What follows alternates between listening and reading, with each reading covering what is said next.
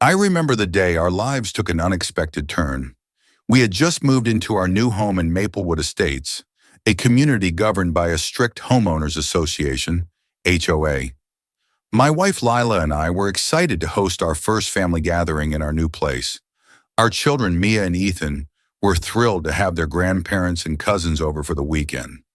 As the weekend approached, we received a letter from the HOA.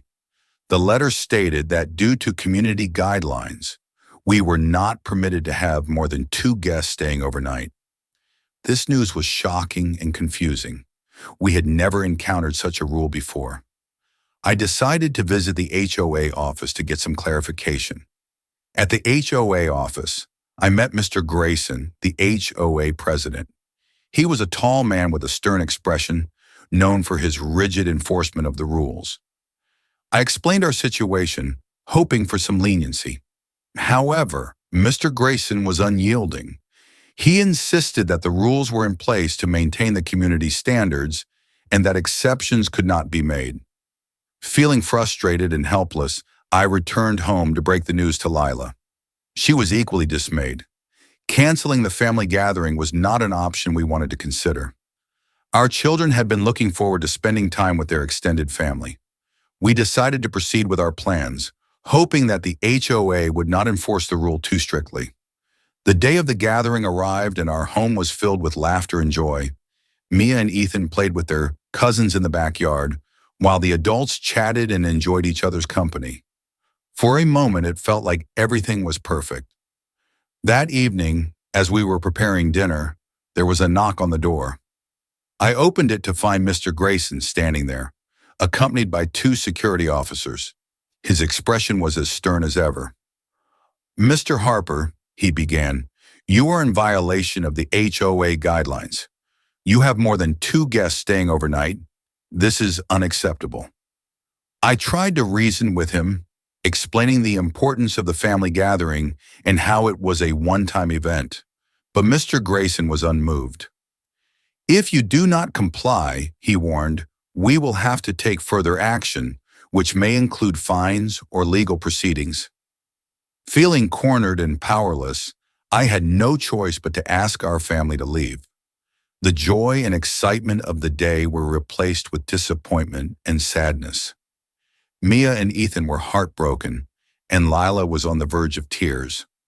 That night, as we sat in the empty living room, I felt a deep sense of injustice.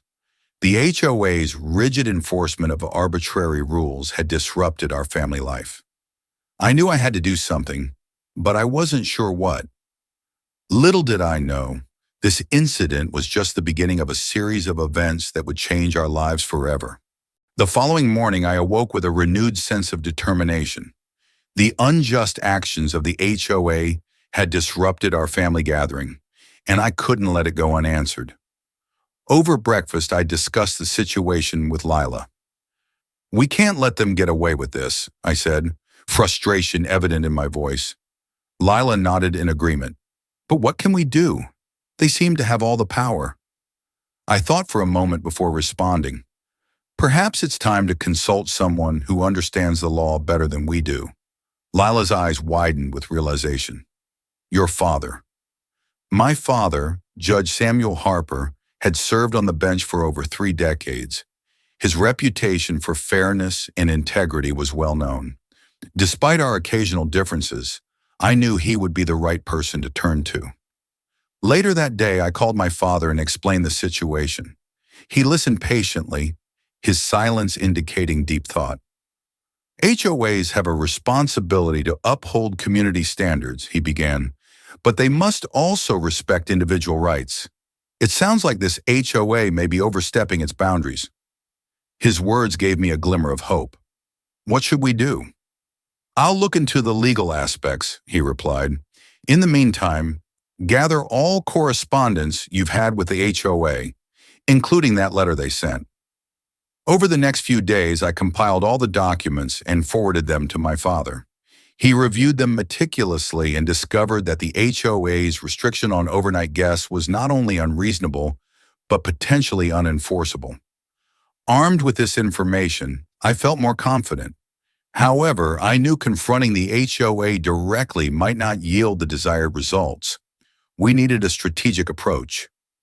My father suggested we attend the next HOA board meeting to address our concerns formally. He offered to accompany us, not as a judge, but as a concerned family member. His presence alone would carry significant weight. On the evening of the meeting, we arrived at the community center. The room was filled with residents, some of whom had likely faced similar issues. Mr. Grayson sat at the head of the table, his expression as stern as ever.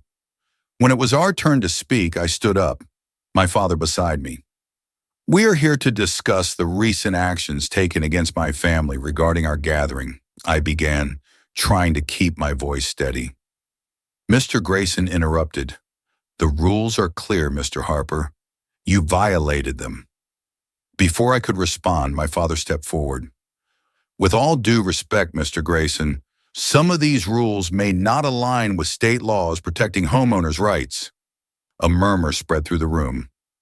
Mr. Grayson's confident demeanor faltered slightly. "And you are?" "Judge Samuel Harper," my father replied calmly. The mention of his title caused a visible reaction among the board members. Mr. Grayson shifted uncomfortably in his seat. "We are not here to challenge the HOA's authority," my father continued, "but to ensure that the rights of residents are respected and that rules are applied fairly and within legal boundaries."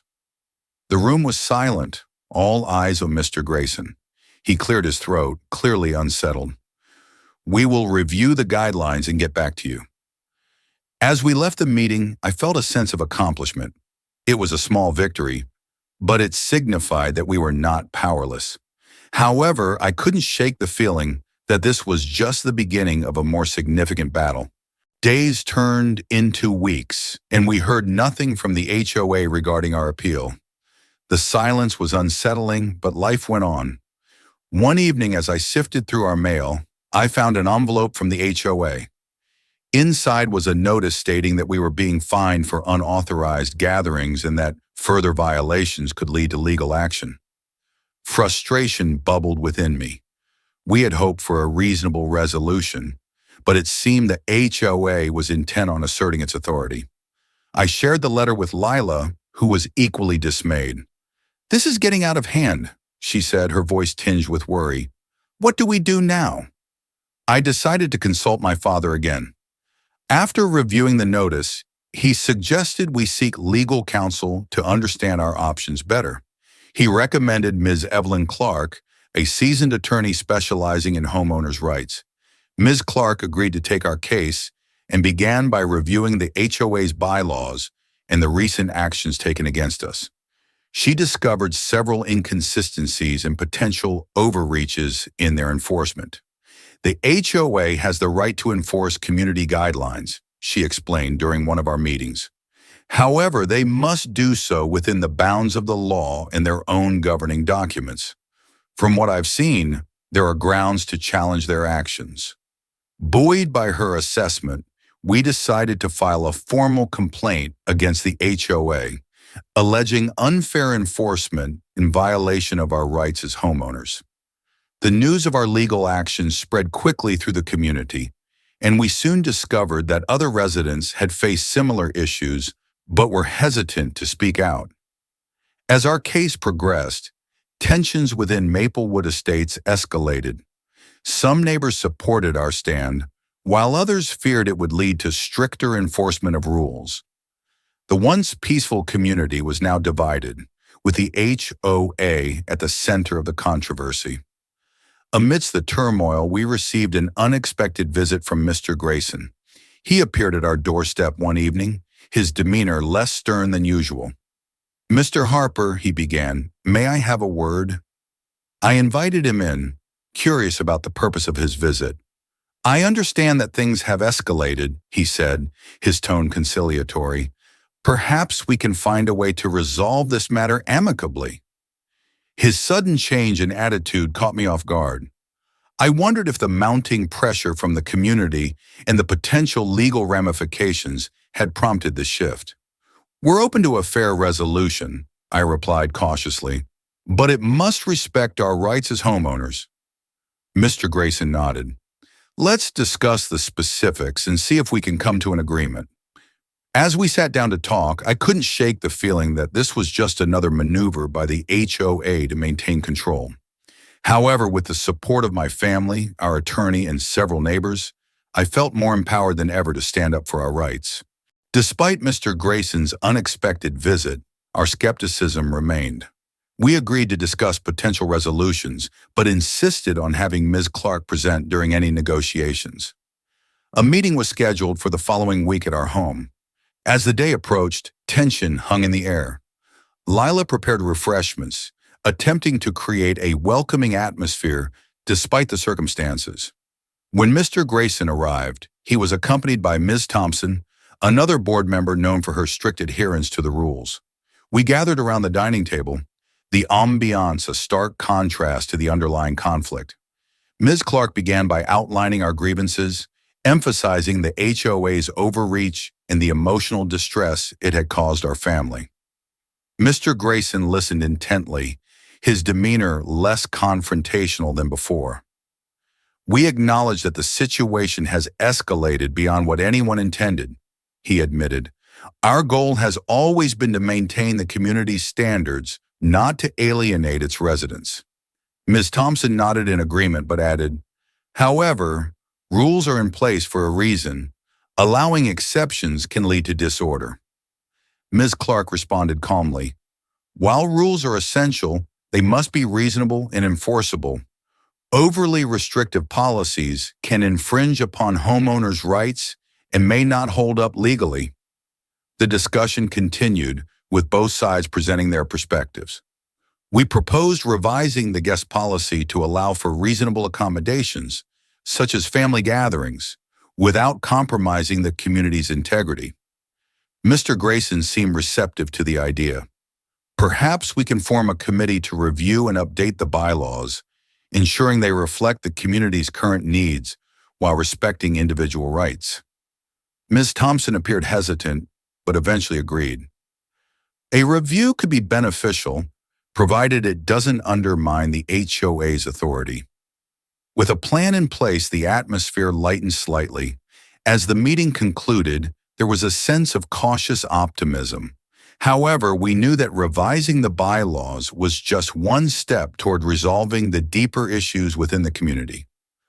Over the next few weeks, the committee, comprising board members and residents, met regularly to discuss potential amendments. The process was challenging, with heated debates and differing opinions. Yet it also fostered a sense of unity, as neighbors who had previously been at odds found common ground. During this period, we learned of other residents who had faced similar challenges with the HOA. Their stories reinforced the need for change and motivated us to continue our efforts. As the proposed amendments neared completion, a community-wide meeting was scheduled for a final vote. The outcome would determine the future dynamics between the HOA and the residents of Maplewood Estates. The day of the community-wide meeting arrived, and the atmosphere in Maplewood Estates was charged with anticipation. Residents filled the clubhouse, eager to voice their opinions and cast their votes on the proposed bylaw amendments. The tension was palpable, reflecting the community's divide over the HOA's policies and our family's challenge to them. Mr. Grayson opened the meeting with a brief overview of the proposed changes, emphasizing the intent to balance community standards with individual rights. He acknowledged the concerns raised by several homeowners and expressed hope for a resolution that would unify the neighborhood. As the floor opened for discussion, a diverse array of voices emerged. Some residents supported the amendments, sharing personal experiences of feeling restricted by the existing rules. Others feared that loosening regulations might lead to a decline in property values and community aesthetics. One elderly resident, Mrs. Thompson, stood up and said, "I've lived here for over 20 years. While I cherish our community's appearance, I also believe we should have the freedom to welcome our families without undue interference." Another neighbor, Mr. Patel, countered, "We moved here because of the strict guidelines ensuring a certain standard. If we start making exceptions, where do we draw the line? Lila and I listened intently, understanding that the outcome would significantly impact not only our family, but the entire community's future dynamics. When it was my turn to speak, I addressed the assembly with a measured tone. We all chose Maplewood Estates as our home because we value its charm and order, I began. Our intention was never to disrupt that, but to seek a reasonable balance that allows us to enjoy our homes with our loved ones. The proposed amendments aim to provide clarity and fairness, ensuring that while we maintain our community standards, we also respect individual rights. After hours of passionate discourse, it was time to vote. Ballots were distributed and residents marked their choices, the weight of the decision evident on their faces. Once collected, the votes were tallied by a neutral committee. The room fell silent as Mr. Grayson approached the podium to announce the results. With a majority vote, he declared, the proposed bylaw amendments have been approved. A mix of relief and apprehension washed over the crowd. For some, it signified progress and adaptability. For others, it was a step into uncertain territory. In the following weeks, the new bylaws were implemented. They allowed for reasonable accommodations regarding guest policies, provided guidelines were respected. The HOA also established a clearer process for addressing grievances, aiming for transparency and fairness. While not all tensions dissipated overnight, the community began to adjust to the changes. Some neighbors who had previously been at odds found common ground, and a renewed sense of unity slowly emerged. For our family, it meant the freedom to host our loved ones without fear of retribution. The experience had been taxing, but it also strengthened our bonds and reinforced the importance of standing up for one's rights. Months passed since the community-wide meeting, and Maplewood Estates began to reflect the changes brought about by the revised bylaws. The atmosphere was lighter, with neighbors engaging more openly, free from the overbearing restrictions that once loomed over every interaction. Our family relished the newfound freedom. Weekend gatherings with relatives became a regular occurrence, filling our home with laughter and warmth. The fear of violating arbitrary rules no longer overshadowed our joy. One sunny afternoon, as Lila and I prepared for a barbecue, Mr. Grayson approached our yard. His demeanor was noticeably more relaxed than during our previous encounters. "Mind if I join you for a moment?" he asked, gesturing to the patio chairs. "Of course, Mr. Grayson. Please have a seat," I replied, curious about the purpose of his visit. He settled into the chair, taking a deep breath before speaking. "I wanted to apologize for the way things were handled in the past. The HOA's intentions were to maintain order, but we lost sight of the community's spirit in the process." Lila offered him a glass of lemonade, which he accepted gratefully. "We appreciate your acknowledgement, Mr. Grayson. It's been a learning experience for all of us." He nodded, a hint of a smile on his lips. "The changes have brought us closer as neighbors. I've seen friendships blossom and a sense of unity emerge that I hadn't realized was missing." As he spoke, children from various households played together in the cul-de-sac, their laughter echoing through the neighborhood. It was a testament to the positive shift that had occurred. "Change is never easy," I mused, watching the children, "but it's often necessary for growth." Mr. Grayson raised his glass in agreement. "To growth and newfound friendships." We clinked our glasses, a silent acknowledgement of the journey we'd undertaken together. The challenges had been significant, but they had paved the way for a more harmonious community. As the sun set, casting a golden hue over Maplewood Estates, neighbors gathered in our yard, bringing dishes to share. The barbecue transformed into a spontaneous block party, symbolizing the unity that had been forged through adversity. In the end, the ordeal with the HOA had taught us all invaluable lessons about resilience, the importance of standing up for one's rights, and the power of community. Maplewood Estates was no longer just a collection of houses. It was a true neighborhood, bound by mutual respect and camaraderie.